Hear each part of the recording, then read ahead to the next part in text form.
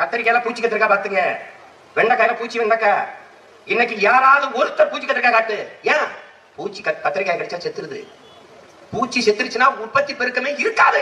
ஆமணக்கு செடி, கொட்டமுத்து செடியை தோட்டத்தின் 4 ஓரத்திலையும் நினைச்சான். ஏன்? இந்த புழுக்களுக்கு, பூச்சிகளுக்கு மற்ற இலைகளை விட ஆமணக்கு செடியின் இலை மிக சுவையாக இருக்கு. அதனால வரதெல்லாம் வரப்பை தாண்டி உள்ள போகாம இந்த கொட்டமுத்து செடியிலேயே இலையை தின்னு பாட்டால குடிச்சா நீ செத்துருவாய்னா அது பூச்சிக்கொல்லி அல்ல, உயிர் கொல்லி. நம்மள போய் சொல்லியிருக்கிறேன்.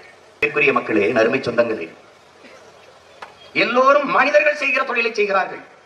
உழவர்கள் மட்டும்தான் தெய்வத்தின் தொழிலை செய்கிறார்கள். இதை நாம் நன்கு விளங்கிக் கொள்ள வேண்டும்.